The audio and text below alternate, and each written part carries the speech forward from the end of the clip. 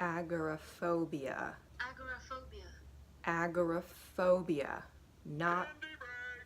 Not agoraphobia, which is what I've been calling this since I had it. So today I'm going to be talking about a certain part of my battle with anxiety. This is a video I've been wanting to do because when I was in the midst of dealing with this, I had absolutely no idea what was going on. I didn't know there was a name for it. I had no idea how to overcome it and all of that stuff. So today I'm going to be talking about agoraphobia, which I have been calling agoraphobia. So it's a big word. I find it very hard to say, but to give like a very clinical definition of what it is, I looked it up on Mayo Clinic, and just real quick, it's agoraphobia is a type of anxiety disorder in which you fear and avoid places or situations that might cause you to panic and make you feel trapped, helpless, or embarrassed. So if you have any experience dealing with anxiety, this probably sounds familiar to you. You've probably done this in one capacity or another. If you've felt anxious going to a baseball game, you've maybe avoided baseball games.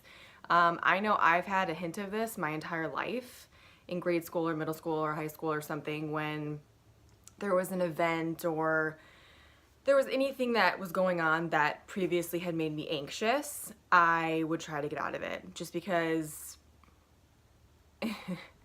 that overwhelming sense of doom is not fun to experience. But what I realized when I was out west, probably, what year was this? 2014 and most of 2015, is that agoraphobia can turn into something much more serious and not this hit or miss sort of thing.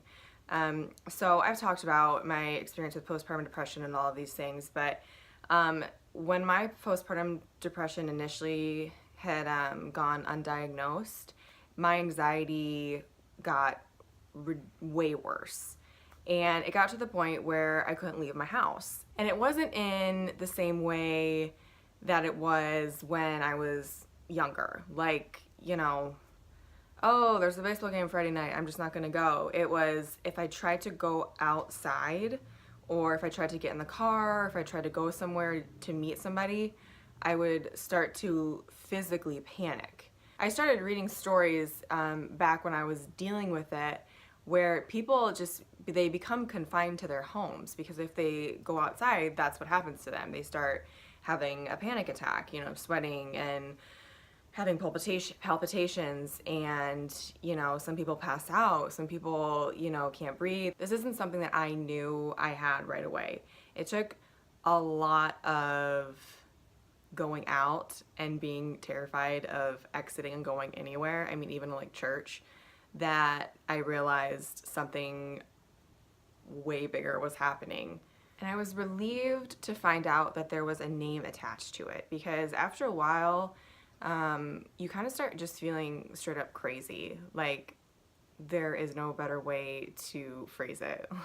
You just start feeling insane. You're like, what is wrong with me? Like, why can't I just go outside and take my kid out for a walk around the block without like sweating and feeling like I can't breathe and needing to call my husband? Like,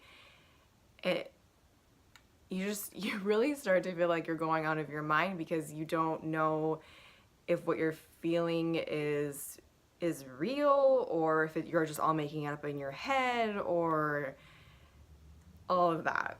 Now, when I was dealing with it, at first, I tried to really push myself and fight against it. I remember one situation specifically where I had been trying to get together with my college roommate, and it was kind of shortly after I had had Ella, and I was a little bit all over the place, and I was feeling down, but I wasn't really sure why, and it was just one of those things where we tried to make plans and then didn't work, and then we said we should get together, and then it didn't happen. And I really valued this this friendship and this person, and so I didn't want to just like brush her off and then it just kind of like fizzle and that be it. So I sent her a message and I kind of was just honest with her and was like, I'm kind of just struggling right now, like, you know, let's get together this time, this place, whatever. And I really pushed myself to go and not flake. And it was hard. It was like I showed up to the restaurant, which we were living in Southern California, like I said, and we were going out for dinner, and I met her there. And if you've driven in Southern California in the evening on a weekend, that's what I was up against.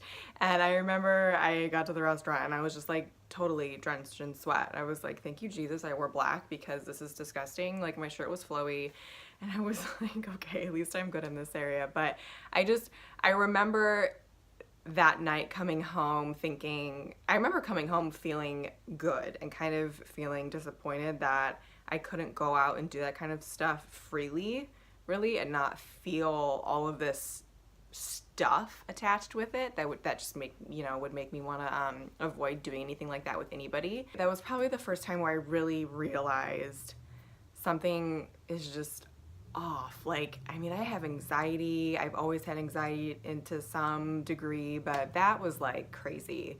That was like days of building up, like going out and, you know, finding routes to the restaurant that I would avoid certain areas of the road that would make me uncomfortable and like all of this stuff. It was on my radar after that night. And there were a handful of other experiences, you know, that similarly in the following weeks and months. And it wasn't really until I got into a therapist and saw a therapist that I actually started leaving the house. But during this period, I can't even remember for how long a period of time it was, but it was definitely the entire time we lived in our second apartment in Southern California. So almost a year, I think, where I did not go anywhere by myself pretty much ever. I did not do any of the grocery shopping. I didn't run errands. I didn't do anything going by myself. The only thing that I would sometimes do, and I mean like sometimes, this was rare, was there was a playground like in our complex. I mean, Canyon Rim is kind of like a bigger complex. There were like a bunch of different buildings and stuff, but just across the little way, you know, by the mailboxes, there was this playground, and I would sometimes take Ella to it. Not every day, not every week. When I was feeling like I could exit the apartment and not start shaking, I would take her. And so I was pretty much just confined to that apartment. And when Tim was home, I would go places with Tim, but if Ella had a doctor's appointment, Tim took the morning off work and we all went. Or if I had a doctor's appointment, Tim took the morning or afternoon off work and he took me. Like, I did not go anywhere by myself at all. And therapy alone, sorry, I'm like fixing my pants, that's awkward. Therapy alone wasn't enough for me. I needed straight up medicine. There was nothing, all of that stuff kind of started piling on top of each other, and the agoraphobia with the postpartum depression and the anxiety and all of these things, therapy was just not going to get me through it. I needed medicine to accompany me throughout therapy, to get me out of that bubble, fog. I don't even really know how to describe it, but when you're dealing with a situation like I was, the second therapist that I was seeing in San Diego told me that medicine can sometimes be really good when you first start out, because what you want is you want to take something to where it can kind of normalize your thinking, normalize your brain, stabilize you really, so you can go out and do the things and get comfortable doing the things that normally completely freak you out. So I had a really hard time driving for a long time. And the point of getting on medicine was, okay, if I'm forced to be calm essentially by taking this pill, then I can get in the car and drive. and just start getting comfortable behind the wheel again. And slowly but surely, you can maybe wean off the medicine and continue with therapy and, you know, heal that way. And that's kind of the approach I initially took. So I wanted to share my experience with it. I don't even, if it sounded coherent or not. It's kind of my whole experience with all of these mental health things can kind of seem jumbled in my head when going back and reliving them or thinking about them or trying to rehash them for a video or a blog post or something, because when you're dealing with them, you're in such a fog, and then when you go and think back about it, it's like, I have no idea how long that was for or what. But the main reason why I wanted to make this video was to tell somebody who might be going through agoraphobia. I hate the name. It sounds like arachnophobia or whatever it's called, the fear of spiders, agoraphobia. It's so unattractive. Anyway, if anyone is battling that or has battled that, you're not crazy. Like, that's kind of the sole purpose of making this video. I remember when I was dealing with it and in the midst of it, I just felt like I was completely unraveling and I had no idea what was going on. I mean, to have anxiety is one thing, but to get to the point where you feel like you cannot exit your home, I mean, that's a whole new level of anxiety. At least it was for me. And I mean, it got so crazy. Like, we would be in church on Sundays, and I mean, this will sound, you know, normal to Catholics, but not to anybody else. But going up to communion, in the line for communion, I would be shaking. Like, there were certain things where I just couldn't get over that hump and just do them. If I felt like I was being looked at, or if there was the slightest amount of attention on me or anything, I would just like unravel physically. And so, you know, if you're facing something and you're just not sure what's going on, that I think is the most frustrating thing about mental health or mental illness or mental struggles or anything, is that when you first are kind of coming to light that you may be dealing with something, you just don't even know if it's in your head or not. And it's so frustrating because you feel like, am I just nuts? Like, honestly, that's what you feel like. Is there a name for this? Is there a medicine for this? Do I even need it? Should I even bother? You know, all of these questions. And looking back on it now, I dealt with agoraphobia when I was 24, 25. It's just, I look back on it now as like a clinical thing. Like, it was a period of just illness. Just, that's it. It was something going on, fueled by many different things, having a baby being one of them, and I just needed a drug to kind of get over the hump and get normal again. One of the most heartbreaking things of this life to me is that knowing that some people can and have completely lose their lives to anxiety, agoraphobia. It just gets so bad to where you don't even try anymore. You don't even try to get on a new medicine. You don't even try talk therapy or therapy, cognitive behavioral therapy, anything. And you just are in your house and your life goes by and then it's over. I mean, that to me is like one of the saddest things in this life. So, I know, like, when you're in it, you feel like there isn't a way to get out of it, but no, there is.